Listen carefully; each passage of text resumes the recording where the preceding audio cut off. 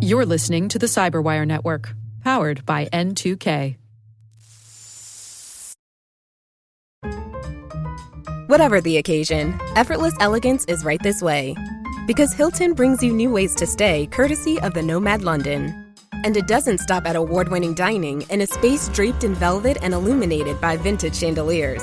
No, this day goes beyond with unparalleled personalized service and attentive hospitality. Oh, and did we mention the Nomad London can be booked using your Hilton Honors points at Hilton.com? Hilton, for the stay.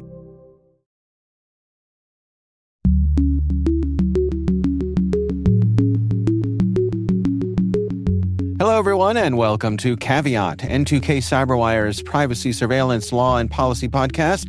I'm Dave Bittner, and joining me is my co-host Ben Yellen from the University of Maryland Center for Health and Homeland Security. Hey there, Ben. Hello, Dave. On today's show, Ben has the story of a new Texas law requiring age verification on social media sites. I dig into proposed budget cuts to CISA from the Trump administration. While this show covers legal topics and Ben is a lawyer, the views expressed do not constitute legal advice. For official legal advice on any of the topics we cover, please contact your attorney.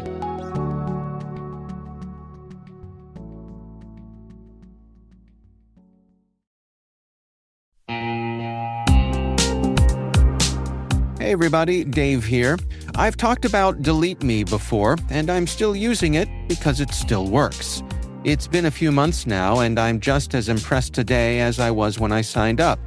Delete Me keeps finding and removing my personal information from data broker sites, and they keep me updated with detailed reports, so I know exactly what's been taken down. I'm genuinely relieved knowing my privacy isn't something I have to worry about every day. The Delete Me team handles everything. It's the set it and forget it peace of mind. And it's not just for individuals. Delete Me also offers solutions for businesses, helping companies protect their employees' personal information and reduce exposure to social engineering and phishing threats. And right now, our listeners get a special deal, 20% off your Delete Me plan. Just go to joindeleteme.com/N2K and use promo code N2K at checkout. That's joindeleteme.com/N2K, code N2K.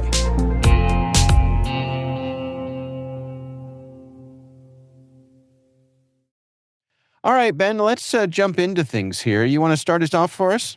Sure. So Governor Greg Abbott of the state of Texas just signed a new law this past week forcing Google and Apple, the owners of your favorite app store, at least one of your favorite app stores, to Right. check the ages of mobile app store users and require parents' permission before a teenager or child can download an app or use it to buy something. This is the second of this type of law in the country. Previously, a similar law passed in the state of Utah. There was a First Amendment challenge to an earlier version of this measure that actually made it up to the Supreme Court, but the Supreme Court punted it back down to state courts as they work to adjudicate some of the key issues here. But there are a lot of attendant First Amendment issues, not so much about whether kids have the right to access these applications, but whether this is going to keep out adults who have a First Amendment constitutional right of freedom of speech, freedom of association, etc. Okay.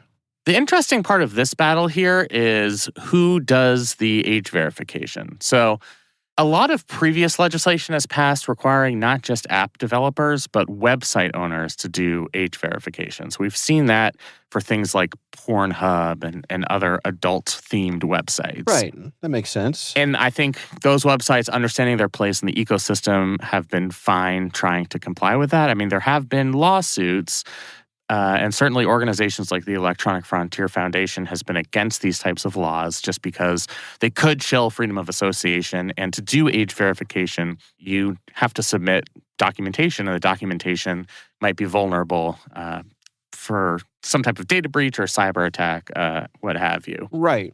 What this law seeks to do is to go to the source, the owners of the app stores, and have the age verification occur before any app is downloaded onto a device. So it's just a different approach entirely that seeks to achieve the same goal, to keep kids off of social media applications that, at least in the opinion of Texas state legislators, they shouldn't be on. There are a couple of problems with this approach. One is if you require it for every application, then a parent is going to need to sign off on a kid that downloads the Weather Channel app or ESPN. It seems a little bit indirect from that perspective. I think this is intended for things like Facebook, Instagram, TikTok, etc. Because I think the professed opinion of the Texas state legislature is that these social media sites are bad for kids. But it would end up affecting every application. The other problem, this is a problem identified by Google and Apple and their lobbyists, is that it would require them to collect a lot of personal information. And they're worried about that because that information could either get into the wrong hands or it would have to be shared with app developers. And that's something that Apple and Google aren't comfortable with. What's really funny here, at least to me, is that there are the App Store folks, Apple and Google, and then there are the platform folks, the ones who actually control the applications like Meta, and they're arguing about which entity should do the age verification here. So Meta was a major proponent of this law. They think that because the entryway into the app world is through these app stores, it makes sense that Google and Apple are the ones who are going to be required to do age verification. But Google and Apple actually, let's start with Apple first, because Google's kind of a funny, interesting case. Okay. Apple comes back and says this should be done on the applications. We're concerned about people's personal information. It's something that might be a threat if somebody has to upload documentation that might end up in the hands of applications the user didn't intend. So it's bad from that perspective. Meta is has a foot in both camps. So they are both, Google has a foot in both camps because Google runs both its own app store, but also owns YouTube, which is an application that's going to be subject to these regulations. So they've kind of tried to take a middle ground. But what I find funny here is obviously this is going to be a burdensome regulation to comply with, no matter who has to do the age verification, whether it's the app stores or the applications. But each side is kind of backfilling their own justification for why somebody else should be the ones required to do the age verification. Right. And do they hold these beliefs for some type of deep moral conviction, or have they done their research and realized which is a better policy approach?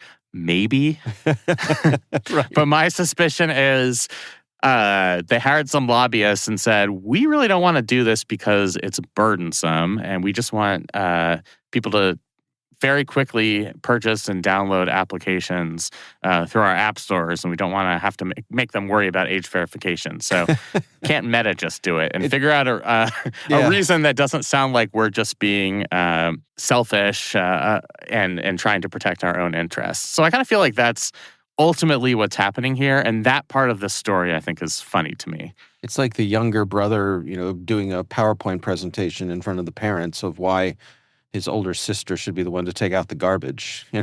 Right, exactly. And it's instead of just saying I want her to do it because I don't want to do it, the argument is the older child should be required to take out the garbage because if you look at our family history, right. It just feels like that sort of thing is happening here. And that's the type of thing that I feel like is not frequently acknowledged in news articles in a way that kind of bothers me. I think we should all be more honest about it. I think this is especially true in the legal world where parties are outcome focused.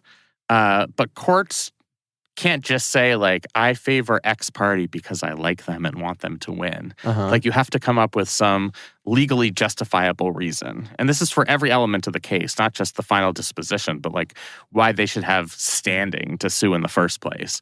Right. And so much of lawyering is just pretending that you care deeply about the Administrative Procedure Act and not that you care deeply that if the government regulates you, you're going to lose a lot off of your bottom line. It's funny how that happens. And to me, it would be more honest of news publications to just put that out in the open as why these companies hold the positions that they hold. Right. It's for the children. Exactly.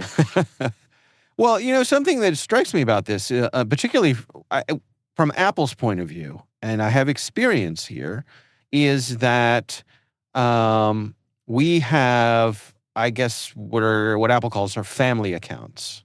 Okay. And so Because we're that'll, all a family here at N2K Cyberwire. well, I mean the Bittner family. Oh, okay. Right. I thought you were using family more colloquially. No. So my actual family, Okay. my wife Gotcha. and our two sons, up until recently, because our youngest son, not long ago, turned 18. But until he turned 18, we had a function turned on with Apple where basically every time he wanted to load an app onto his phone, we got a notice for approval saying, Jack wants to load whatever, Dungeons and Dragons dice rolling app. Do you approve? And we would either approve or deny. So my point is that functionality is built in to Apple's ecosystem already, that parents can do that. There's a way to opt into that. You have to go through and set it up. It's not mandatory, of course. There's no law. It's just something Apple built into their system that we took advantage of. Now, to your earlier point, sometimes it is a royal pain in the butt because you're just, you're sitting, going along, minding your own business, and for whatever reason, your kid decides they want to stock up on apps. So I have to go through and approve all of these. Yeah. Okay. And you don't know what half of them are, It's like, but, at the same time, it keeps them, it does help. It lets them know that you're keeping an eye on things. And potentially, I could see it getting in the way of them downloading, using something you didn't want them to use. It is interesting that they have that functionality, and yet they're so adamantly in opposition of having this be a regulation for the 30 million people that live in Texas. I think part of it is that Texas is a very big state, and it can be kind of a trend-setting state. And because it's so big, it has a significant market share in the United States. This is something that Apple is probably going to have to apply across states, because if they're going to have this functionality that requires age verification, it's going to be hard to just limit that to Texas because they're the ones that passed the law. It's probably going to end up, like GDPR, having broader applicability. I'll also note, though, that Apple, so you have that functionality. This law makes it mandatory and requires some type of documentation for certain applications, at least.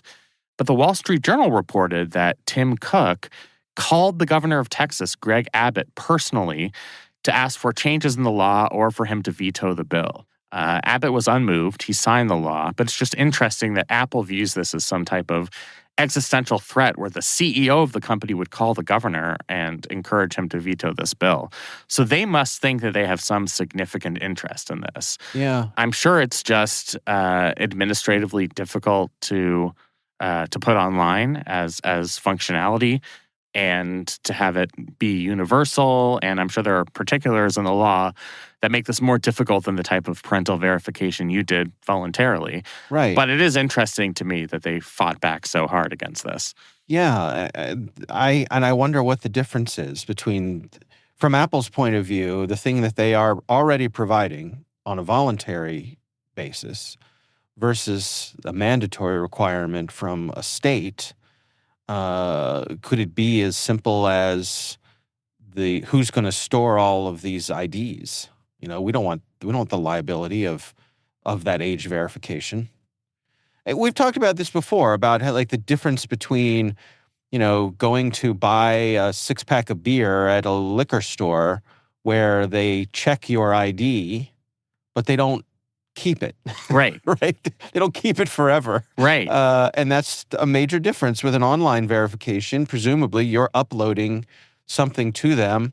And what we really need is some sort of electronic verification. And I know these things do exist, and there's certainly people who have chipped around the edges of this, of just in the same way that something like Face ID verifies that you are the person who's authorized to unlock this mobile device. Right. Merely just send a yes signal that the person who is trying to download this app, we have verified locally on the device that this person is above the age that you require them to be. Yeah, I think that's true. I think there are also other ways you could go about this. One thing that Apple and Google have lobbied for is replacing age verification with what's called age assurance. So children's ages would be input by parents on the device, but then shared only as an inexact age range with app developers. So instead of sharing specific data on that user, you would minimize identifying details such as birthdays by just saying, this is somebody between the ages of 11 and 18, Right. if that makes sense. Sure. And I think that is a reasonable alternative. Can I just very quickly go back to this point of Meta and Alphabet, Google's parent company, / Apple, and their backdoor justifications for this? Please. Meta's quote, and this is in a Reuters article that we can put in the show notes. Parents want a one-stop shop to verify their child's age and grant permission for them to download apps in a privacy-preserving way. The App Store is the best place for it, and more than 1/3 of U.S. states have introduced bills recognizing the central role app stores play, although this is just the second state that has enacted one of those bills. Yeah. But then the vice president of litigation at the Chamber of Progress, a group backed by Apple and Alphabet, said a big path for challenge is that this burdens adult speech in attempting to regulate children's speech. There are arguments that this is a content-based regulation singling out digital communications. It's just like, am I too much of a cynic to just be sitting back and realize this is all a bunch of BS? Yeah. And Well, for me, any company who wants to be your universal point of sign-on is being disingenuous here, right? And all three of these companies are that. Right? Sign on with Facebook. Sign on with Google. Sign on with your Apple ID. Like, they all want to be the center of your sign-on universe. And, good news, we're going to make this easier for you, and you'll be able to pay through us and log on in one place and just your one-stop shop. Yeah. Right. Never mind that we're going to track all of that because, that's what we really want to do. Yeah. And monetize it and all that kind of stuff. So to me, if you're an organization who is leading with that, who really wants to do that, I find it hard to believe that you want to transfer the extra burden of age verification onto the verification that you really want to do, and you want to transfer that to one of your competitors. Make them do it. Make them do it so that we don't have to. I will say, to add a little bit of fuel to Meta's fire in these circumstances, there have been allegations that particularly Apple has had a hands-off approach to regulating its App Store. So we've seen lots of incidents with developers publishing apps that were rated safe for kids, but then it turned out they provided sexualized content or other content inappropriate for children, including things like AI girlfriend simulators, which we've talked about, or kind of what they call appearance rating tools. You might remember from Social Network, the hot or not or rate my friends type things. So I think from that perspective, as a measure to sort of punish Apple for its past leniency, I think it makes sense to put this on the App Store. And I think there are other reasons, since the App Store is kind of the gate into the world of applications, to put it there. I just don't think Meta is the best messenger on this.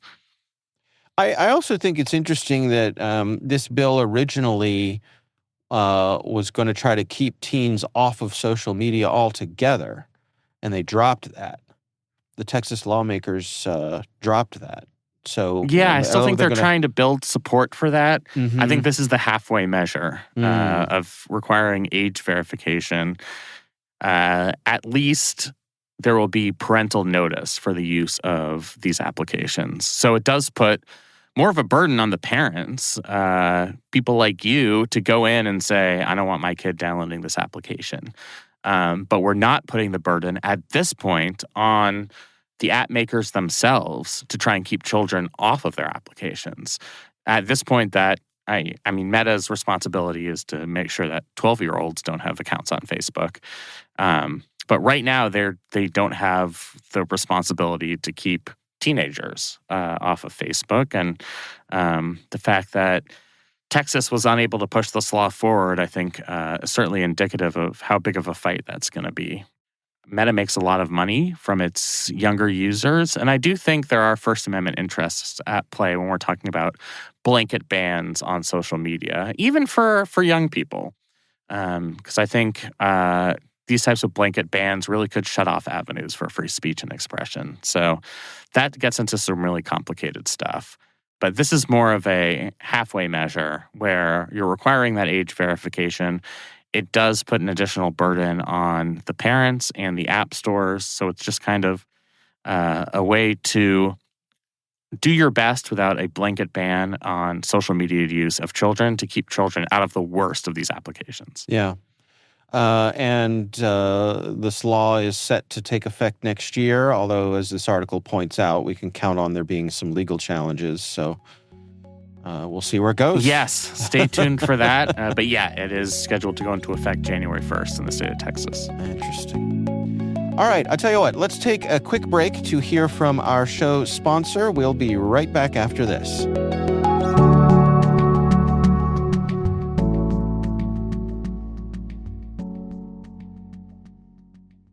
USAA knows dynamic duos can save the day, like superheroes and sidekicks, or auto and home insurance. With USAA, you can bundle your auto and home and save up to 10%. Visit USAA.com/bundle. Bundle savings are off total premium, not available in all states or in all situations. To qualify, auto policy must be active prior to property policy issue, subject to change. Restrictions apply. Membership eligibility and product restrictions apply and are subject to change. USAA means United Services Automobile Association and its affiliates, San Antonio, Texas.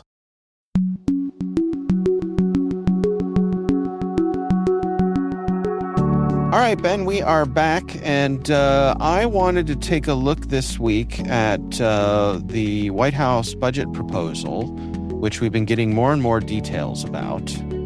Yeah, when you want to make something really well known, you release the full version of it on a Friday night.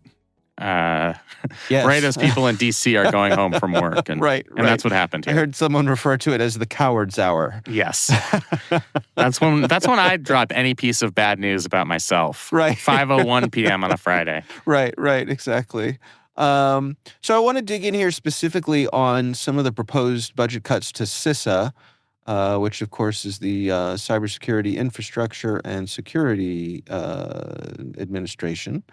Did I get that right? Administration? Yeah, it's administration.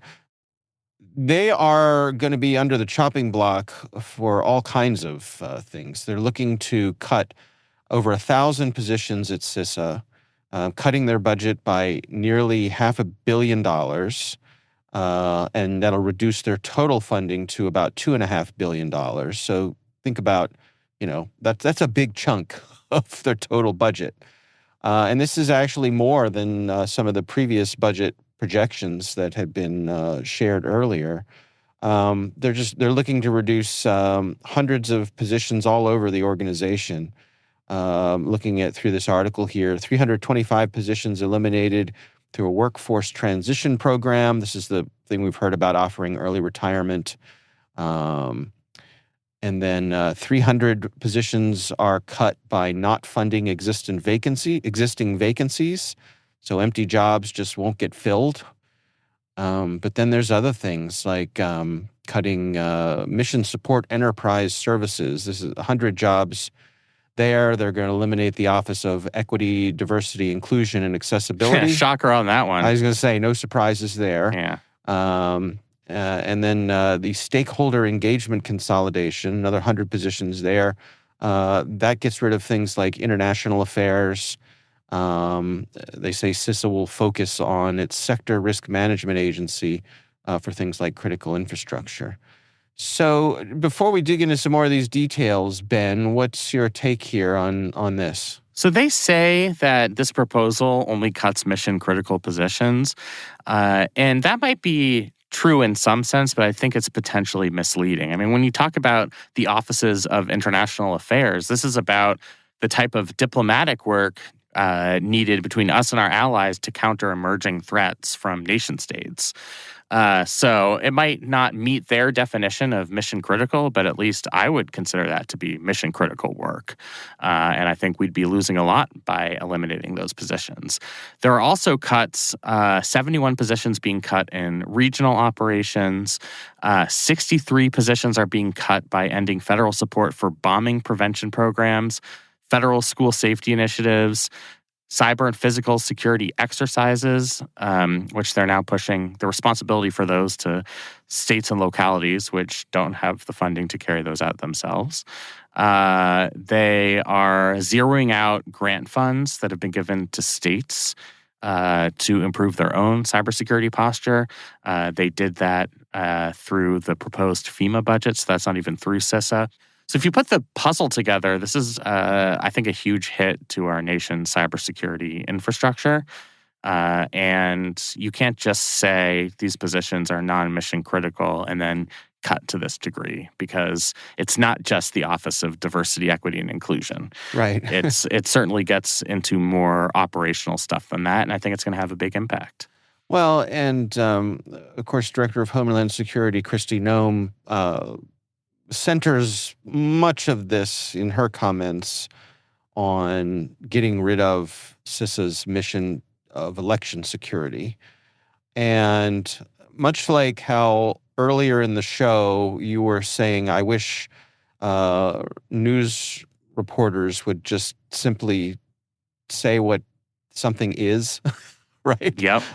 I just continue to posit that all of this animosity toward CISA is just residual fallout from President Trump's refusal to accept the outcome of the 2020 election. He's obsessed with this. I mean, it's not conjecture.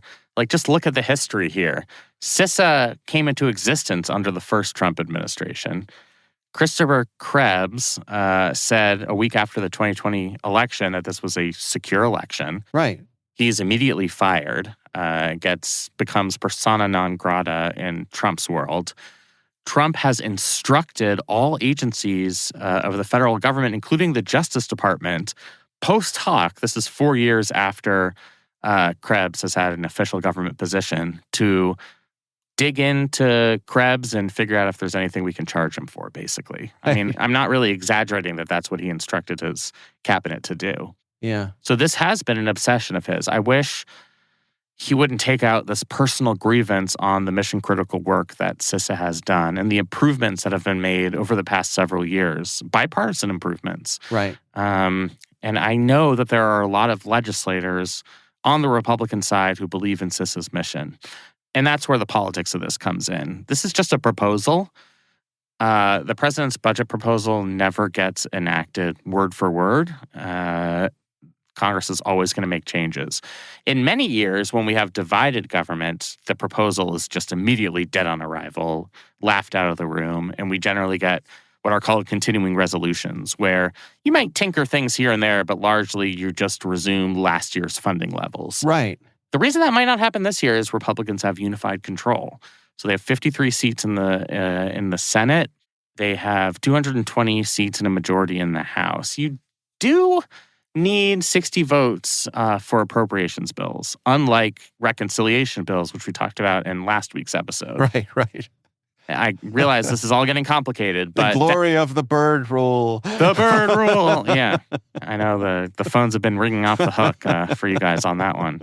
So, yeah, they would need 7 Democrats to sign on to this. And there are going to be other things in the president's proposal that Democrats are going to object to. So I would say Occam's razor here is that we're going to get another continuing resolution and CISA's funding is going to be maintained. But it's certainly something that if stakeholders, especially state and local officials and private sector folks who appreciate this level of information sharing in particular, if they don't get involved, this is something that might fall into place by September 30th, which is the end of the fiscal year. Yeah. So I think it's important to raise awareness on what's happening here, because I do think it would have a big impact on cybersecurity in this country. Yeah, this article points out some cuts at some other federal agencies. They look at the Department of Energy, which is cutting $50 million from their Office of Cybersecurity, Energy Security, and Emergency Response, cutting them from $200 million to $150 million.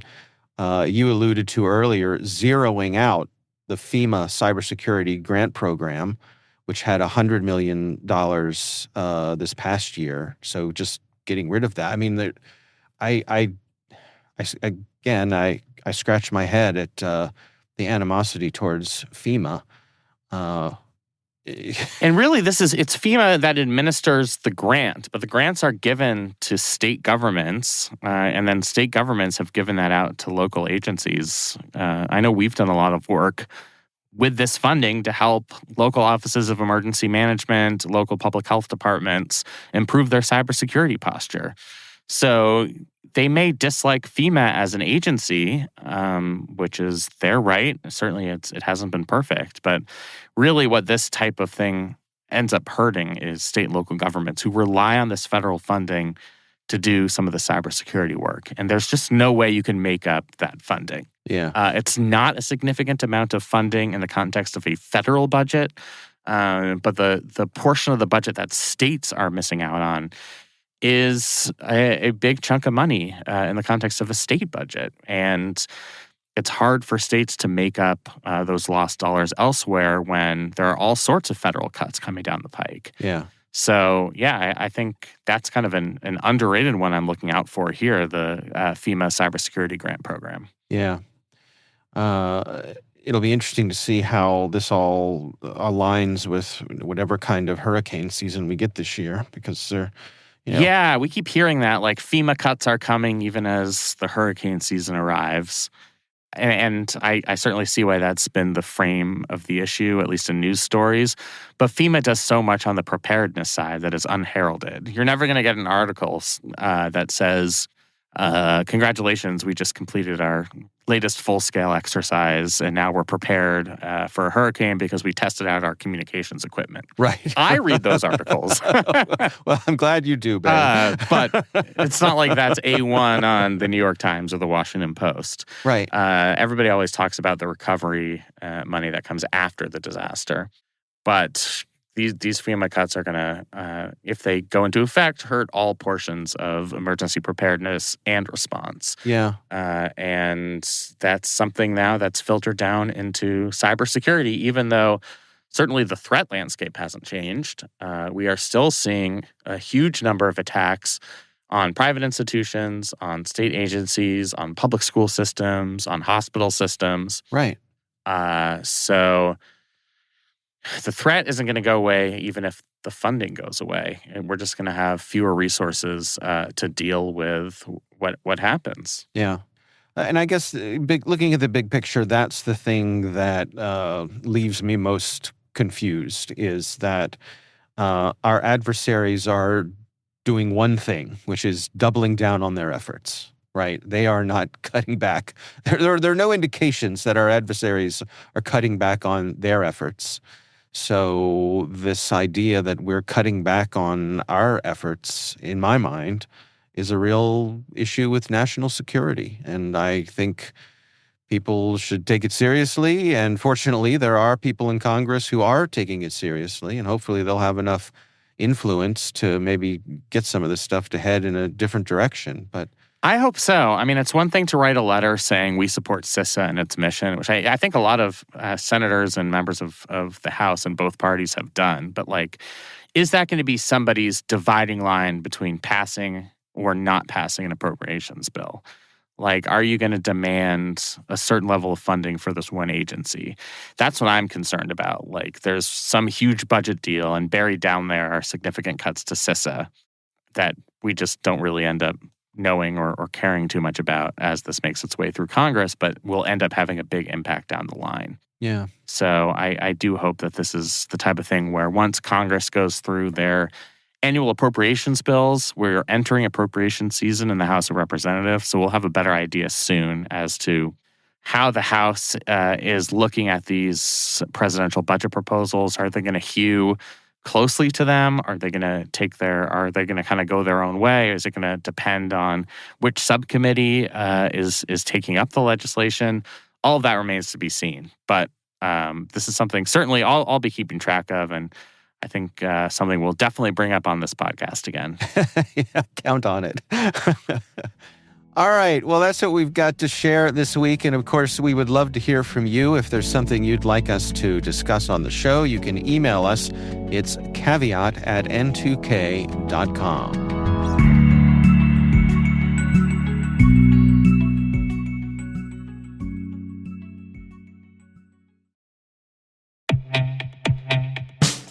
And now a word from our sponsor, SpyCloud. Identity is the new battleground, and attackers are exploiting stolen identities to infiltrate your organization. Traditional defenses can't keep up.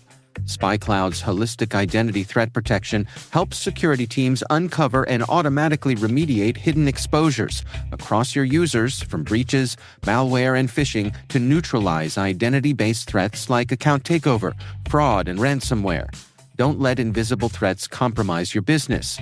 Get your free corporate darknet exposure report at spycloud.com/cyberwire and see what attackers already know. That's spycloud.com/cyberwire.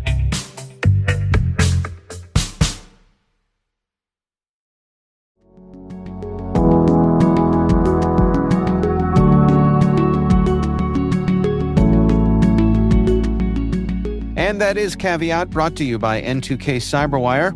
This episode is produced by Liz Stokes. Our executive producer is Jennifer Iben. The show is mixed by Trey Hester. Peter Kilpie is our publisher. I'm Dave Bittner. And I'm Ben Yellen. Thanks for listening.